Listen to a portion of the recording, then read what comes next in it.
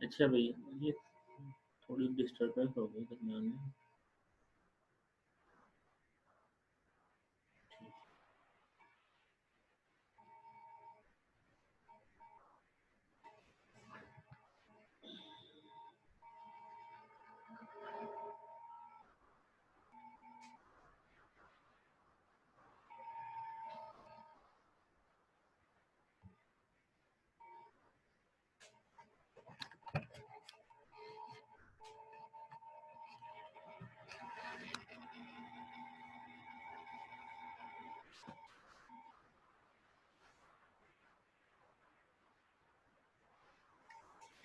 अच्छा भैया,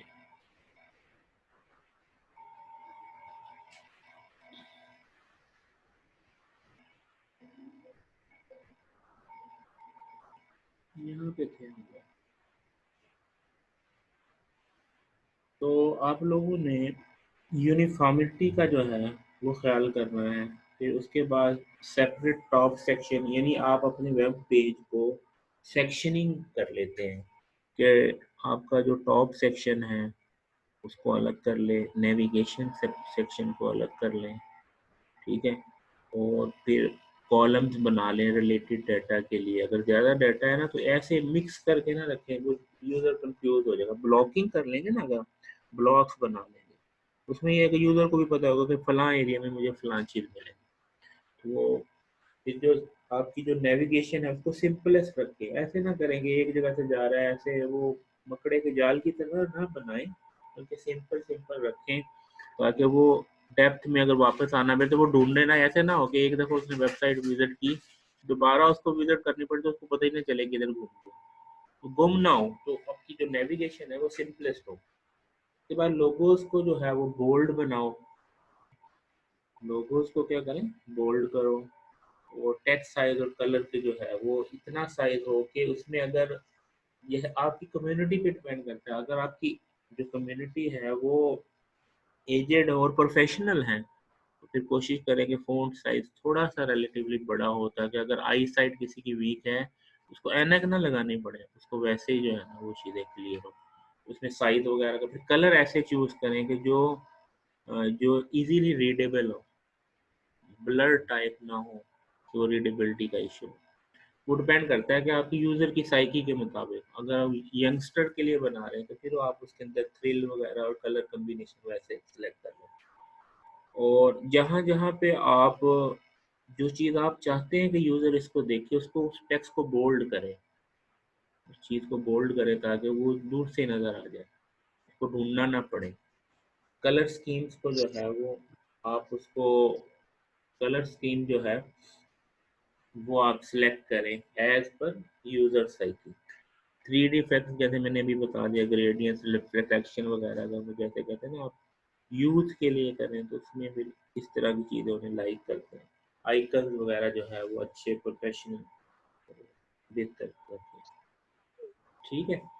उसके बाद वो सर, बाज ने तो जो ना वो क्या कहते हैं, लोगों पे पिक्चर लगाई होती है। हाँ जी, वो लोगो डिज़ाइन नहीं किया होता ना, सिर्फ पिक्चर लगा लेते हैं।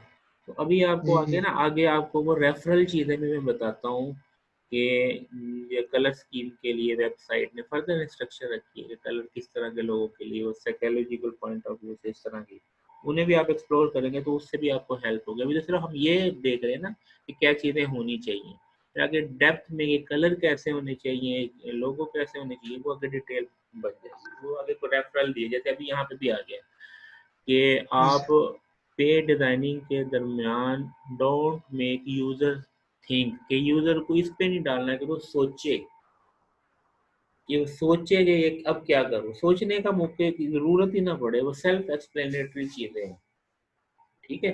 ड्रॉप डाउन्स, मेन्यूज, बटन्स, ये सारी चीज़ें जो हैं वो सेल्फ एक्सप्लेनेटरी, उनके नाम आपसे ऐसे रखे हों कि नाम से ही पता चल जाएगा इसका क्या मतलब है, क्या करना है, ठीक है। और फिर जो ट्रेडिशन है, मसलन अगर एक कम्युनिटी के लिए, किसी ऑर्गेनाइजेशन के लिए आप वेबसाइट बना रहे हैं, तो जो उनकी टर्म्स हैं उन्हीं को यूज़ करें, ना कि आप अच्छे-अच्छे खूबसूरत अल्फाज लिखें। उनकी टर्म यूज़ करेंगे, उन्हें उनकी ज़्यादा समझ है, जो वो लोग यूज़ करते हैं उन्हीं को आप वेबसाइट में देंगे तो वो जल्दी उसको पिक करेंगे, ठीक है जी। Manage to focus user attention, आपकी वेबसाइट जो है वो यूजर की अटेंशन को जो है उसको अटेंशन लूज ना करे, यूजर का फोकस वेबसाइट पे ही रहे, उसके ऊपर popup menus, graphics, 3D effect लगाएं। अगर जैसे डाउनलोडिंग हो रही है, पिक्चर डाउनलोड हो रही है, डॉक्यूमेंट डाउनलोड, तो उसको बोर ना होने दें। वहाँ पे मेंशन हो रहा होगा इतने परसेंट हो गई, इतने परसेंट हो गई। ठीक है। इसी तरीके से जो हैवी इमेजेस हैं वहाँ पे आप स्प्राइट यूज करें। स्प्राइट का क्या, वो जो आपने स्प्राइट पढ़ा भी है कि एक बड़े इमेज को पोर्शन बना लेते हैं, उससे ये होगा उसका साइज वो बार बार लोड करने की जरूरत नहीं पड़ेगी, एक दफा लोड और आप उसको यूटिलाइज कर लें। ठीक है। तो ये चीज़ें जो है यूज़र अटेंशन के लिए। फिर ये एक वेबसाइट है humanize.com, इसको आप थोड़ा सा रीड करें, इसके अंदर चीज़ें कुछ लिखी हुई हैं इसी से हेल्प में। फिर जो अभी मैंने बात बताई कि टॉक बिजनेस, ये जो बिजनेस की ही टर्म्स हैं उन्हीं नेम्स को यूज़ करें, उन्हीं टेक्निकल नेम को यूज़ करें, ना कि अपने नेम्स ना इंट्रोड्यूस करें। इसके लिए भी ये वेबसाइट है कि इसमें आप देखें कि 11to.com के ऊपर वहाँ पे वो चीज़ें इसको गाइड करने के लिए। ठीक है। उसके बाद डिज़ाइन सिंप्लिसिटी, कि जितना आपका डिज़ाइन सिंपल होगा उतना ही अट्रैक्ट करेगा। आप बड़ी बड़ी जो वेबसाइट है जैसे ट्विटर की है, ठीक है, गूगल की है, एप्पल की है, उनकी वेबसाइट देखें, उनके जो वेब जो होम पेजेस हैं बिल्कुल सिंपल से होते हैं ना, सिंपल से, और यूज़र फ्रेंडली होते हैं, उनमें कम्प्लेक्सिटी नहीं होती। तो सिंपल नेविगेशन हो, permanent navigation, your global site navigation that appear on every page as a part of page template need to be clearly identifiable as a navigation. Clearly identified as an and should be easy to interpret, target and select. No broken links. ऐसे ना हो कि link खोले उसके ऊपर जो है ना वो आ जाए 404 एरर। ब्रोकन लिंक्स ना हो। अगर अंडर कंस्ट्रक्शन है तो वहाँ पे प्रॉपर मैसेज आए कि this page is under construction, यानी यूजर को कंफ्यूज ना करें उसमें, क्योंकि वो जो 404 आएगा ना तो वो परेशान हो जाएगा कि 404 का क्या मतलब है, क्योंकि वो तो कंपाइलर का जो है ब्राउज़र की तरफ से आया है मैसेज कि भाई ये लिंक अवेलेबल ही नहीं है, जो आपने लिखा है इसे फाइल ही मौजूद नहीं है। तो वो जो टेक्निकल टर्म्स हैं वो यूज़र को नहीं समझ आनी, तो उसको वहाँ प्रॉपर वहाँ पे मैसेज आ जाएगा, अगर ये खोले तो लिखा हो जाए जी अंडर मेंटेनेंस है, अंडर कंस्ट्रक्शन है, वॉटएवर जो कुछ भी आप देना चाहते हैं, वो इस तरह लिंक्स ना दें। Appropriate colour schemes, colour scheme जो है उसके लिए यहाँ पे colorsscheme.com की जो एक वेबसाइट है, इसको देखिए किस तरह के कलर होने चाहिए, क्या नहीं होना चाहिए, ये चीज़। ठीक है जी। उसके बाद 3D इफेक्ट्स आप डालें। फिर एक और चीज़ है टेस्टिंग द ब्राउज़र कंपैटिबिलिटी, ये बड़ी अच्छी चीज़ है। आप वेबसाइट बना लेते हैं, आपने फ़र्ज़ किया जो है उसको क्रोम पे बनाई, अब उसको चेक करें वो इंटरनेट एक्सप्लोरर पे, ओपरा पे और दूसरे वेब ब्राउज़र हम पे भी सही नज़र आती है या तो बदल ही जाता है, सारा नक्शा ही बदल जाता है। उसको टेस्ट करें। तो ये उससे ये है कि ये ब्राउज़र कंपैटिबिलिटी को टेस्ट करें कि आपने जो वेबसाइट बनाई है वो मैंने जहाँ जिस एनवायरनमेंट में मैंने बनाई वहाँ पे तो सही है। ये ज़रूरी तो नहीं हर एक को बताना तो नहीं पड़ेगा कि वेबसाइट खोलने पे क्रोम ओपन करो भाई उस पे सही चलेगी, तो ऐसे नहीं हो सकता। तो उसका आपने तो उसके लिए जो टैक्टिक्स है वो यहाँ पे acidtest.org जो है, एसिड सीजी, इसको आप विजिट करें। उसके बाद है कंटेंट मैनेजमेंट। कंटेंट मैनेजमेंट क्या है, यू हैव इफ अगर लार्ज डाटा है तो उसको आप कॉलम्स के अंदर और टेक्स्ट को एडजस्ट करके लिखें। बहुत ज़्यादा इमेजेस यूज़ ना करें एक सिंगल पेज पे, मल्टीपल पेजेस पे ले जाएं। ठीक है। थंबनेल पिक्चर यूज़ करें कि अगर जिसको इंटरेस्ट है वो उसको ओपन करके देख लें, उससे आपका वेब पेज जो है हैवी नहीं होगा। ठीक है। स्प्राइट्स यूज़ कर लें, आइकन्स यूज़ कर लें और ज़्यादा एनिमेशन से अवॉइड करें, क्योंकि उससे आपकी वेबसाइट हैवी होगी। हैवी होगी तो ज़रूरी तो नहीं कि हर बंदा जो आपकी वेबसाइट ओपन कर रहा है वो हैवी रिसोर्सेज के ऊपर ही कर रहा है। हो सकता है उसके पास कोई थकी हुई मशीन हो, या उसके पास मोबाइल के रिसोर्सेज कम है, या उसके पास टैब के रिसोर्सेज कम है, वहाँ पे आपकी वेबसाइट सही नज़र आएगी, नहीं आएगी। ठीक है भाई। इसके बाद है क्वालिटी ऑफ कोड। अब ये आगे स्टैंडर्ड्स की बात, कि आपने वेबसाइट के अंदर ये चीज़ चेक करना है कि आपने डॉग टाइप सही सिलेक्ट की है कि नहीं। डॉक्यूमेंट टाइप से जो है उसकी क्वालिटी मैटर करती है। अगर आपने CSS यूज़ की है तो आप वहाँ पे टाइप मेंशन कर देंगे, ठीक है। फिर उसकी वैलिड XHTML साइट का यूज़, फिर उसका CSS का यूज़, ठीक है। साइट यूज़, अननेसेसरी क्लासेस, ऐसा तो नहीं है कि आपने ऐसे फजूल क्लासेस जो यूज़ नहीं हो रही ऐसे डाल दी हैं, ठीक है। कोड को स्ट्रक्चर्ड वे में लिखा है कि नहीं, ब्रोकन लिंक्स तो नहीं है, ठीक है। और फिर ये देगा site perform term of speed page size, कि आप जब इस वेबसाइट को ओपन कर रहे हैं वो ज़्यादा टाइम तो नहीं लगा रही, ठीक है। फिर उसका जावास्क्रिप्ट की एरर्स तो नहीं है इसके अंदर। तो इन सारी चीज़ों को आप टेस्ट करेंगे।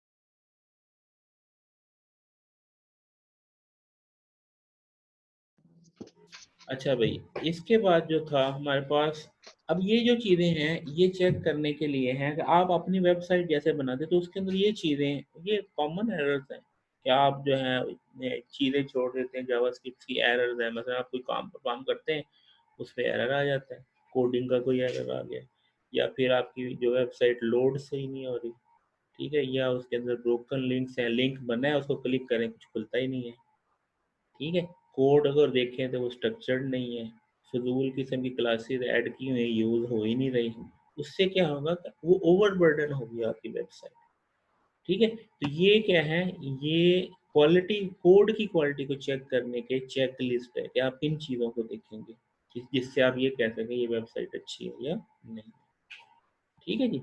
इसके बाद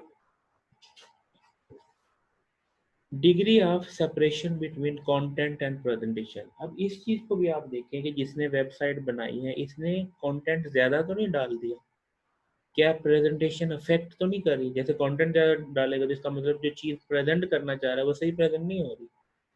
तो कंटेंट वर्सेस प्रेजेंटेशन वो जस्टिफाई कर रहा है या नहीं कर रहा, ठीक है। और ये जो है कि जो आप इस आल जो डेकोरेटिव इमेजेस हैं CSS में या XHTML में सही अपीयर हो रहे हैं या नहीं हो रहे हैं, आस्पेक्ट रेशियो चेंज तो नहीं हो जाती कि टैब पे देखें तो कुछ का कुछ बन जाता है, मोबाइल पे देखें तो कुछ का कुछ बन जाता है, ऐसा तो नहीं हो रहा, ठीक है। तो वो जो आस्पेक्ट है कि कंटेंट वर्सेस प्रेजेंटेशन है वो तो नहीं अफेक्ट हो रही है, वो with respect to content presentation भी है, विद रिस्पेक्ट टू मशीन भी है, with respect to support of CSS or not. मसलन आपने CSS तो लगा दी, अब किसी ने ऐसी डिवाइस ओपन कर ली कि जो CSS सपोर्टेड ही नहीं है, या आपने टिफ टाइप का या आपने PNG टाइप का इमेज लगाया और वो वहाँ पे उस ब्राउजर पे सपोर्टेड ही नहीं है, उस मशीन पे सपोर्टेड ही नहीं है, तो उस सूरत में क्या करेगा, तो उन चीज़ों को भी जो है तो उसको भी देखना, ये भी स्टैंडर्ड के अंदर आता है। उसके बाद असेसिबिलिटी फॉर यूजर, कि जो आपका जो अल्टरनेटिव एट्रीब्यूट है वो लगाया कि नहीं, मसलन इमेज किसी ने ओपन किया, इमेज अगर नहीं ओपन हुआ या आपने इमेज लगाया वो इमेज ओपन नहीं हुआ, तो वहाँ पे अल्टरनेट मैसेज भी दिया कि नहीं कि ये इमेज डिस्प्ले नहीं हुआ, वट एवर, ये चीज़ें चेक की हैं कि नहीं। फिर रिलेटिव यूनिट्स यूज़ किए या टेक्स्ट का क्या किया, कि मतलब रिलेटिव यूनिट का मतलब ये है कि अगर स्क्रीन छोटी है तो टेक्स्ट का साइज छोटा हो जाए, या ये है कि मोबाइल पे भी बड़े बड़े लफ्ज नज़र आ रहे हैं जो आपने वो बड़ी स्क्रीन के लिए बनाई है, तो उसका जो रिलेटिव यूनिट है वो सेट किया कि नहीं किया। फिर आस्पेक्ट रेशियो लेआउट की, कि जैसे किसी मोबाइल की स्क्रीन किसी साइज़ की होती है, टैब की स्क्रीन किसी साइज़ की होती है, तो उसकी जो लेआउट है वो डिस्टर्ब तो नहीं होगी, वो एडजस्टेबल है या नहीं है, तो उसको भी चेक किया जाए। फिर does the site use visible skip menus, does the site use visible skip menus, के अब इसमें जो है स्किप मेन्यूज यूज करता है कि नहीं, accessible forms, Does the site use accessible form? Does the site use accessible table? Is there sufficient color, brightness, contrast? Color alone used for critical information. अब ये जो है, अब एक और चीज़ है, their delay responsiveness for drop down menu for user भी reduce motor scale, all are all links descriptive are blind user. अब ये सारी चीज़ें इसमें देखें, यहाँ से शुरू करते हैं कि क्या अगर फ़र्ज़ किए आपके यूज़र्स के अंदर ब्लाइंड यूज़र्स भी हैं, तो इसका मतलब ये है कि हर बटन पे, हर कंटेंट के ऊपर जैसे ही माउस जाए तो वो साउंड के साथ बताए कि ये फलां बटन है, ये फलां मेन्यू है, ताकि ब्लाइंड को अगर आप सपोर्ट दे रहे हैं तो वो चीज़ें दी हैं या नहीं। इसके बाद ये है रिस्पॉन्सिवनेस, कि ड्रॉप डाउन मेन्यू ओपन होना है वो फौरी रिस्पॉन्सिव है या नहीं, कि जो चीज़ बता रहे हैं रिस्पॉन्सिव का क्या मतलब है, जैसे इसके ऊपर माउस जाए वो बताए ये फलां चीज़ के लिए, ये फलां चीज़ के लिए, वो फलां चीज़ के लिए। ठीक है। फिर क्या आपने ये कलर्स यूज़ किए हैं कि मुख्तलिफ कलर, जिस चीज़ को आप अट्रैक्शन देना चाहते हैं कि यूज़र इसको अट्रैक्ट करेगा, उन क्रिटिकल इंफॉर्मेशन को अलग कलर दें। ठीक है। फिर जो कलर का कंट्रास्ट है, ब्राइटनेस का कंट्रास्ट है, वो सही है कि नहीं, चीज़ें डिफरेंशिएट हो रही है कि आपस में खलत मलत हुई है, वो भी चीज़ करना है। ठीक है। फिर टेबल्स की एसेसिबिलिटी, के टेबल कि अगर फ़र्ज़ किया स्क्रीन का साइज़ छोटा हो जाता है तो वो उसको एडजस्ट कर रहा है कि नहीं। ठीक है। फॉर्म्स की एक्सेसिबिलिटी, मेन्यूज़ की एक्सेसिबिलिटी, जैसे छोटी स्क्रीन पे देखें तो अब मेन्यू कैसे दिखना चाहिए। तो ये सारी चीज़ें जो है, फ़ॉन्ट साइज़ कम ज़्यादा होना चाहिए, ये सारी चीज़ें क्या है, एक्सेसिबिलिटी फॉर यूज़र की चेकलिस्ट है कि किस एंगल से चीज़ों को करना है। उसके बाद डिवाइस एक्सेसिबिलिटी, कि कौन सा डिवाइस, जैसे अभी मैंने बात की थी कि CSS आपने डाल तो दी, अब अगर किसी ऐसी डिवाइस के ऊपर जो CSS को सपोर्ट ही नहीं करती तो उसको उस पे कैसे नज़र आएगी आपकी वेबसाइट। इस चीज़ को भी देखना कि अगर नहीं भी CSS मिली तो वो दिखे तो सही ना, किसी ना किसी दर्जे में, तो उस चीज़ को भी चेक करना। ठीक है। इमेज अगर स्विच आप हो गए, सपोर्ट नहीं कर रहे तो फिर क्या दिखाए। अगर फ़र्ज़ किया टिफ़ का जो है इमेज नहीं दिखा सकता तो कौन सा दिखाएगा, तो आप मल्टीपल वैरायटी वो हमने देखी थी जब इमेज वाले टैब में। ठीक है। फिर अगर कोई वेबसाइट को प्रिंट लेना चाहे तो वो प्रिंट कैसा, वो भी डिस्प्लेएबल है, वो भी एंगल देखा जाता है। कुछ लोगों को होता है ना कि अच्छा हम इस डाटा को प्रिंट निकाल लो, तो उसका वो प्रिंट, वो जो लेआउट है वो सेट हो रही है कि नहीं। फिर हैंड हेल्ड डिवाइसेस पे कैसी नज़र आएगी, आपका मेटा डाटा भी वेबसाइट का है कि नहीं, कि कोई सर्च करे कि आपकी वेबसाइट को कोई उठा के लाए कि यही है, ये रिकमेंडेड साइट ये है, तो मेटा डाटा मेंटेन किया कि नहीं किया। ठीक है। और ये मुख्तलिफ रेंज के ब्राउज़र के ऊपर इसका क्या इफेक्ट है, ये सारी जो है एसेसिबिलिटीज़ की चीज़ें हैं। उसके बाद बेसिक यूजेबिलिटी है, is there clear visual hierarchy. Visual hierarchy का क्या मतलब है कि चीज़ें ऑर्गेनाइज है, मसलन जैसे आपकी यूनिवर्सिटी की वेबसाइट है तो आपको पता चलना चाहिए कि ये एडमिन के का इंफॉर्मेशन चल रही है, ये एकेडमिक्स की चल रही है, ये रजिस्ट्रार ऑफिस की चल रही है, तो वो उसकी हायरार्की वगैरह मेंटेन की है कि सारा कुछ आपस में मिक्स ही है, ये चीज़ें भी मैनेज करना। फिर heading level, easy to distinguishable, के जो उसकी हेडिंग्स बनती हैं उसको उसके प्रॉपर मैनेज किया कि नहीं। नेविगेशन इजी है कि नहीं, नेविगेशन कंसिस्टेंट है कि नहीं। कंसिस्टेंट का क्या मतलब, मसलन ये कि आप किसी दो चार वेब पेजेस को विजिट किया, वापस आने के लिए आपने कोई ऑप्शन ही नहीं रखी। अगर वापस आने के लिए है तो एक पास से जाए, एक ही इंफॉर्मेशन के पास से मुख्तलिफ पास से जाए तो यूजर को हर दफा नई चीज लगे, ऐसे ना हो। कि यानी जैसे ही यूजर स्विच करता है किसी भी लेवल से तो उसको वो फेमिलियर पाथ ही लगे, या ऐसे भी नहीं है कि दोबारा विजिट करे तो उसको दो तीन आपने मल्टीपल ऑप्शंस दी हो कि कभी इधर से विजिट करके यहाँ पहुंचा, कभी इधर से विजिट करके यहाँ पहुंचा, तो वो कंसिस्टेंसी हो आपकी नेविगेशन में। फिर does this site use consistent and appropriate language, language जो इसमें यूज हो अप्रोप्रिएट हो। फिर साइट मैप का जो है कि अगर मसलन बड़ी साइट होगी उसको अगर सर्च करना चाहे सर्च हो जाए, कॉन्टेक्ट पेज जो है वो साइट मैप वगैरह मेंटेन हो। ठीक है। Link to the home page, कि किसी भी पेज से आपने होम पेज पे आना है वहां पे दिया कि नहीं दिया, या वह बैक बैक करके आएगा। ठीक है। और जो लिंक आपने दिए हमको अंडरलाइन किया कि नहीं। ठीक है। और विजिटेड लिंक जो है उनको डिफाइन किया कि नहीं। होता है ना कि आपने एक लिंक को विजिट कर लिया, उसका कलर चेंज कर दे, उसका फॉन्ट चेंज कर दे, उसको बोल्ड कर दे, तो वो चीज़ें हैं या नहीं। फिर साइट मैनेजमेंट क्या है, does this site have meaningful and helpful 404 error page that work from any depth in the site. ये जो 404 पेज है, अगर किसी पेज को अच्छा, तो 404 पेज अगर आ जाए, मतलब पेज डिस्प्ले ना हो, उस सूरत में आपने इसको कैटर किया कि नहीं किया। फिर आप जो यूआरएल बनाते हैं यूजर को, वो यूजर फ्रेंडली है कि नहीं, उसमें मतलब डॉलर साइन और एम्परसेंट देना ही शुरू कर दें तो वो कहेगा ये तो याद ही नहीं होती, तो वो आपकी वेबसाइट में नहीं है। उसको यूजर फ्रेंडली यूआरएल देना। User friendly website will give helping hand with